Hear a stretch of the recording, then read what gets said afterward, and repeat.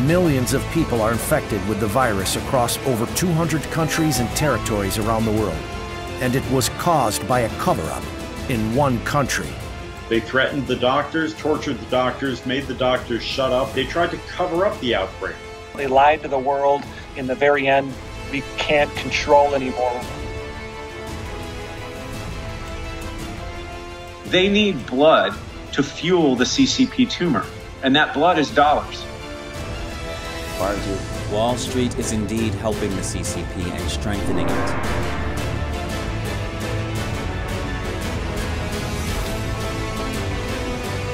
Be careful raising a baby tiger, because one day it will grow up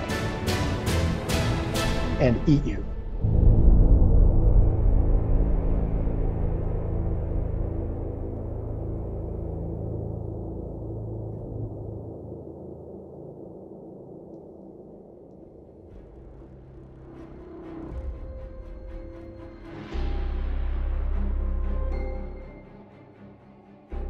Let's start with Wall Street.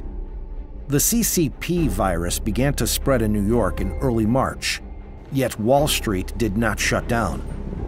Even into April, some J.P. Morgan Chase traders in New York were required to work despite the pandemic, and despite an outbreak at their offices.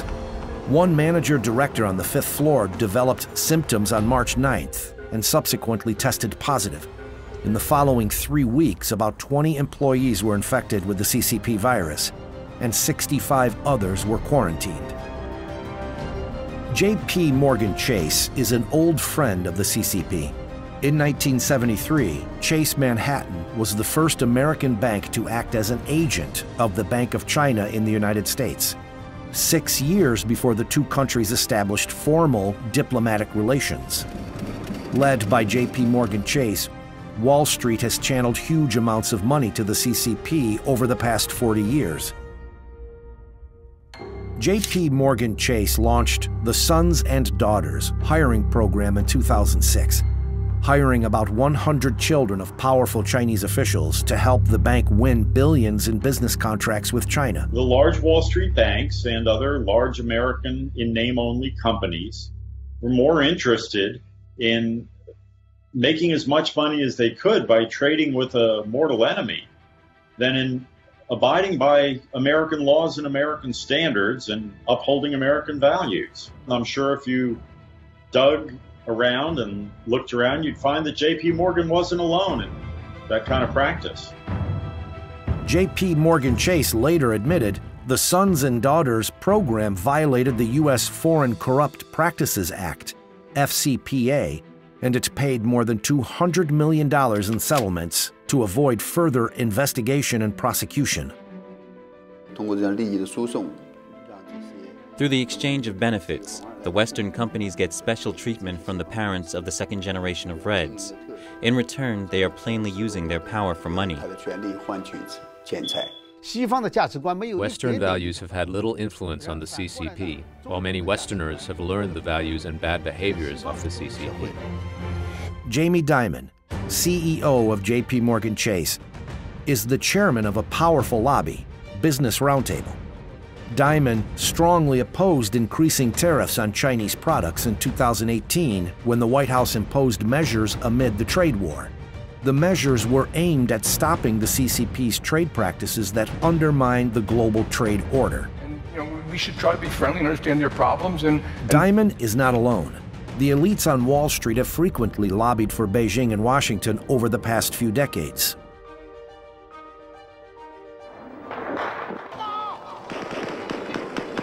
The Tiananmen Square Democratic Movement was blood-washed with tanks and machine guns in 1989 by CCP troops. After the Tiananmen massacre, the West imposed strict sanctions against the Chinese regime. Whether to make China's most favored nation status conditional on human rights was repeatedly debated in Congress, but the U.S. granted China the status every year in the 1990s. There was also a view that if we had better relations with China, a stronger, more self-confident China, it would be an international stakeholder. I remember talking points that also it would open up China. If China was wealthier, it would move in the direction of democracy. This was the way that we could overcome the human rights advocates in Washington. In 2000, Robert Rubin, then U.S. Treasury Secretary with a Wall Street background, facilitated the Clinton administration's support for the CCP to join the World Trade Organization. If it had gone with a general moral standard, the U.S. should not have cooperated with a regime like the Chinese Communist Party. For example, we all know that South Africa had an apartheid system, but under strong pressure from the American people, American and other Western companies withdrew their capital from South Africa. This divestment actually led to the collapse of the apartheid regime and resulted in true democracy in South Africa.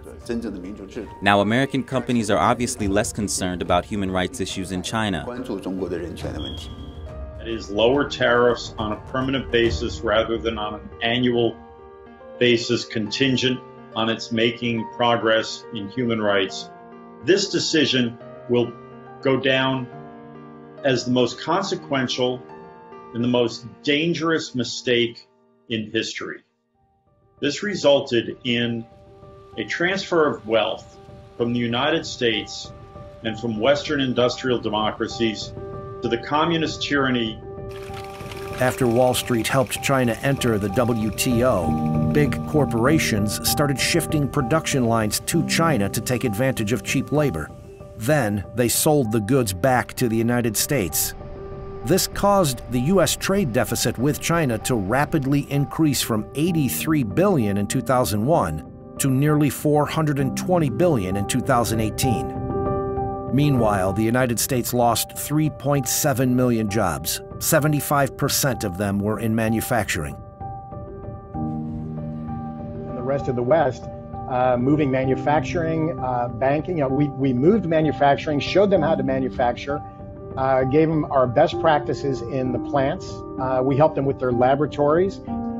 So we've basically taught them all the ropes that we know from an economic perspective, but you have to understand from the Chinese Communist Party perspective, it's like, give us all this information, give us all this technology, give us all this know-how so we can learn how to unwind you and to weaken you.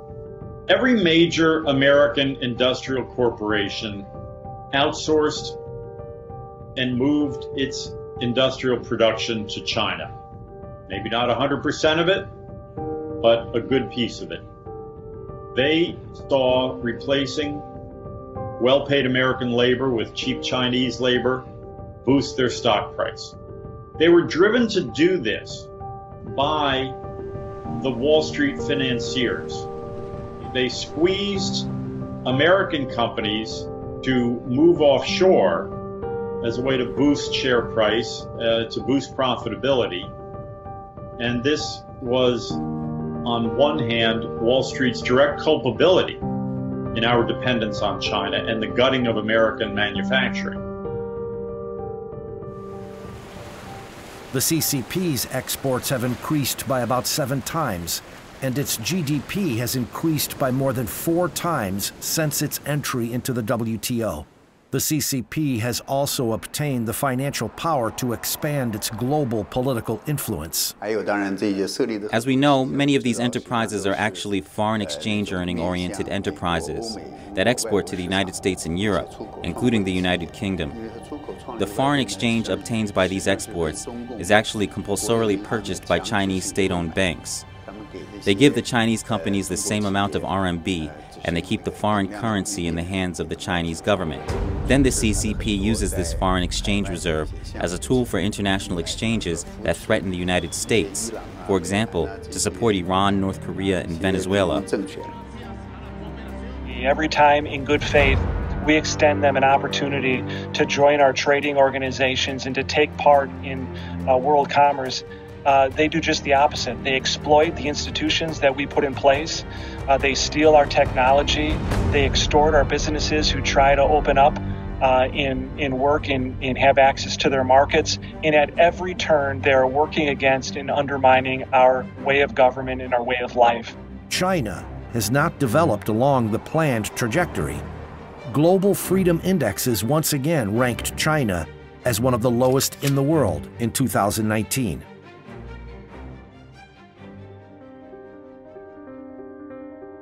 Wall Street helped the first Chinese company, state-owned Brilliance Auto, get listed on the New York Stock Exchange in October 1992, 3 years after the Tiananmen Square massacre.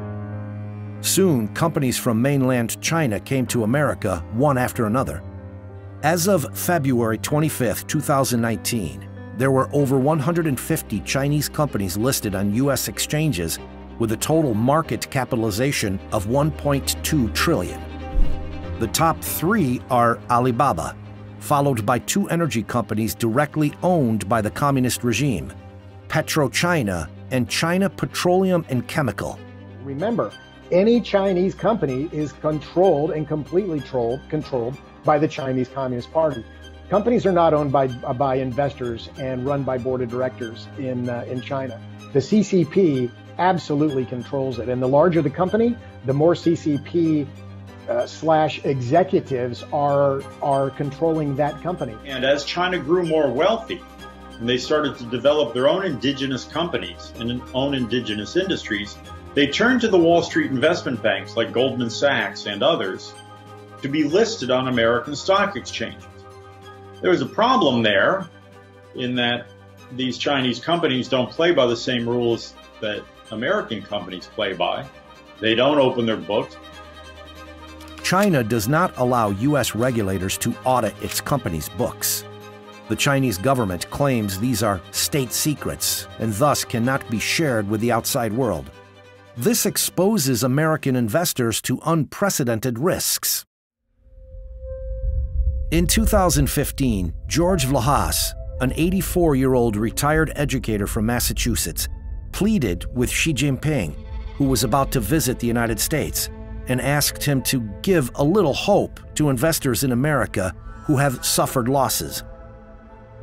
Vlahos purchased Sino Clean Energy stock, which was delisted by NASDAQ due to filing delays for its quarterly report with the Securities Exchange Commission. As a result, Sino Energy's share price fell from a 2010 high of $10 to 5 cents in 2015. Vlahos lost hundreds of thousands of dollars. He said that if he doesn't get his money back, he will leave the world with unforgivable crimes, forcing his 76-year-old wife to seek low-income assistance, all because he believed these companies.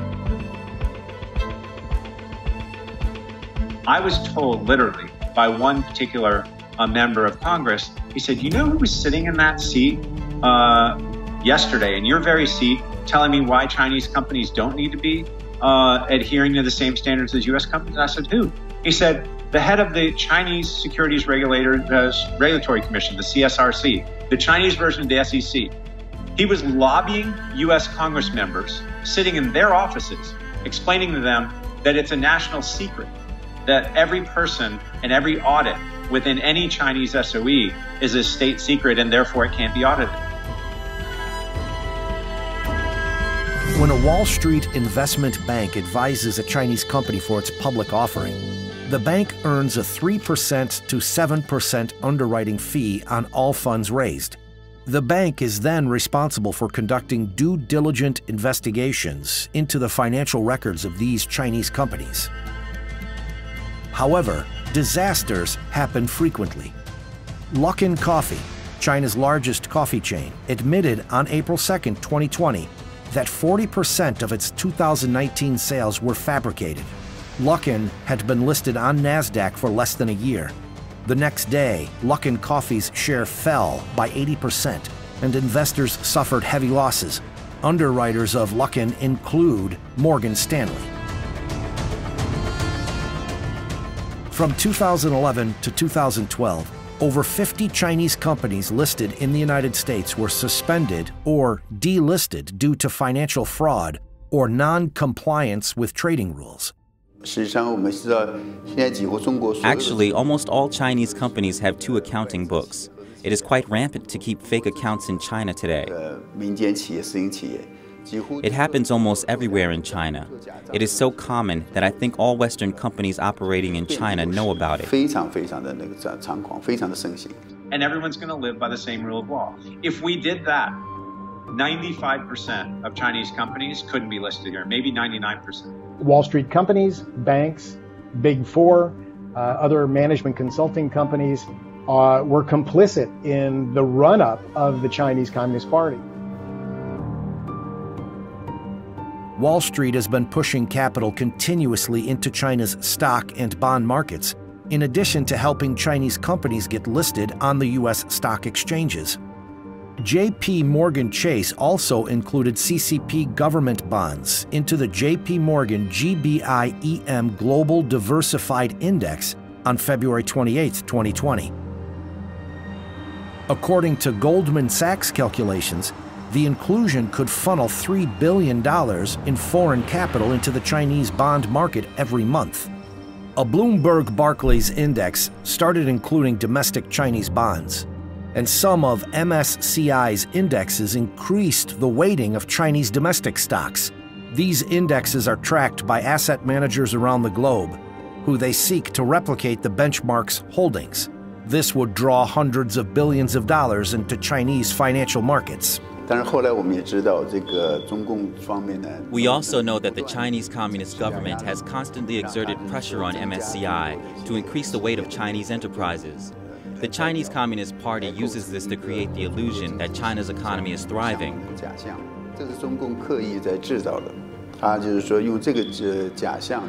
The illusion has been used in exchange for the legitimacy of its regime and to attract more funds from other countries. In other words, in fact, these index companies are unknowingly, passively, and even actively participating in the CCP's deception of the world. One MSCI index includes 234 Chinese A-share companies, companies listed on Chinese stock exchanges. The companies include Hikvision, that provides surveillance cameras for Xinjiang concentration camps, and state-owned AVIC, Shenyang Aircraft Company Limited, which manufactures fighter jets for the CCP military. Meanwhile, the CCP military regards the U.S. military as its #1 imaginary enemy. And they call us their enemy. And they say that they are at war with the United States and the West. When you look at who owns those stocks, and they are completely owned by the Chinese Communist Party and what they stand for, which is oppression, human rights violations, and so on. Now, the management of the Federal Retirement Thrift Investment Board has decided to track the MSCI index. This means that a portion of the $600 billion managed by the organization will flow into Chinese stocks, providing funds to companies that endanger U.S. national security and help the CCP suppress human rights. They're building the facial recognition software for the techno-totalitarian surveillance system that the Chinese Communist Party needs to maintain its grip on power, and which it's now exporting to other countries around the world. These are the kind of companies that American capital, American dollars, are being fed into by Wall Street bankers. The support from Wall Street for the CCP has obviously made it possible for the CCP to spread its ideas of communism and spread the way it governs to the world, and endangered the world. MSCI indexes also include the Chinese company Tencent, which owns the social media giant WeChat. WeChat has long helped the CCP monitor dissidents. During the epidemic, several doctors in Wuhan were suppressed by the police after exposing the truth of the virus's spread on WeChat. Kind of laying from the beginning of the process, their cover-up, how they went and imprisoned scientists who dared speak the truth, how they destroyed samples, how they lied to the world, to the WHO, to the United States, and really allowed this thing to grow into something that, in the very end, we can't control anymore. We're just reacting to on a worldwide level. America's political and economic elite once held that helping China's economic development would eventually make the Chinese Communist Party change its pattern of behavior. Has the nature of the CCP changed over the past 40 years since the establishment of diplomatic relations between China and the United States? China has not become more democratic, it has not become more peace-loving, and it has not become more Western. It is deeply hostile to the United States and to Western values and the values of Western civilization. The people in the Communist Party ruling elite of China are highly nationalistic, and they dream of a world in which the Chinese Communist Party's totalitarian power is extended on a global scale. The CCP is the most brutal regime in the world. It has murdered over 65 million Chinese people under its various political campaigns, according to estimates in the Black Book of Communism. This death toll exceeds the sum of both world wars. The causes of death included political cleansing, the Great Famine, and the Cultural Revolution. Beginning in the 1990s, the Chinese Communist regime, with the help of Western funds, has transformed itself into an economic power and moved toward its dream of dominating the world. In the past few years, thousands of Christian churches have been demolished. A mass number of Uyghurs have been imprisoned in Xinjiang's concentration camps, and an independent international tribunal in London ruled that the Chinese Communist Party has, for decades, been running a large-scale organ transplant industry, using organs harvested from prisoners of conscience, such as Falun Gong practitioners. It's actually crazy what they do. And again, we give them passes. Can you imagine if you explain to someone that you're doing business with a regime that has more than 1 million prisoners of conscience locked up and is executing live organ harvesting on this population of political prisoners on a daily basis? You have to understand, Chinese communism is extremely evil. Extremely evil. You've got this history of human rights violations, and then you have a strategy that is a war-founded or a war-placed strategy against the West. So why would you ever, if you understood that, why would you ever want them part of a World Trade Organization? So the Chinese Communist Party has a saying, be careful raising a baby tiger, because one day it will grow up and eat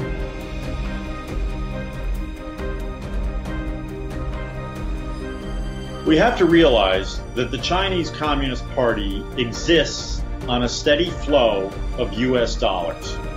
Its own currency is akin to toilet paper. It can't be traded on international exchanges. It has no value.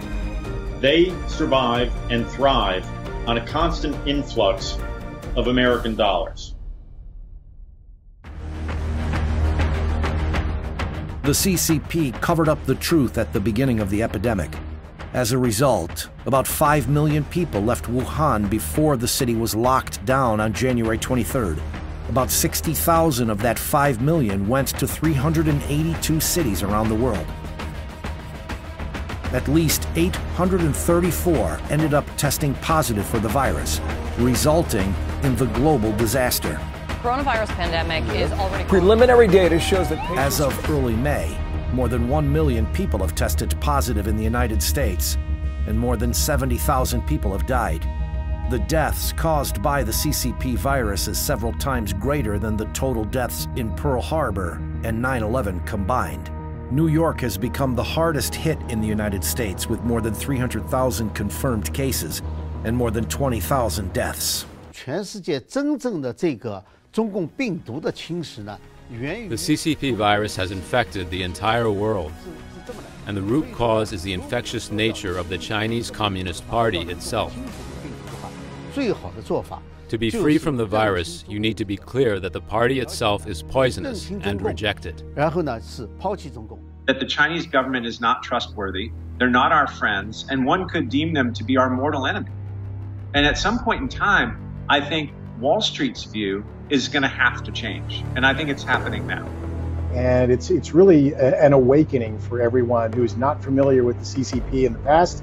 They're certainly familiar with the CCP current day. At the Federal Hall National Memorial in Manhattan, across the street from the New York Stock Exchange, the statue of President Washington gazes at this wonderful land of wealth at his feet. Over 200 years ago, when President Washington took the oath of office here, he stated that the foundations of our national policy will be laid in the pure and immutable principles of private morality.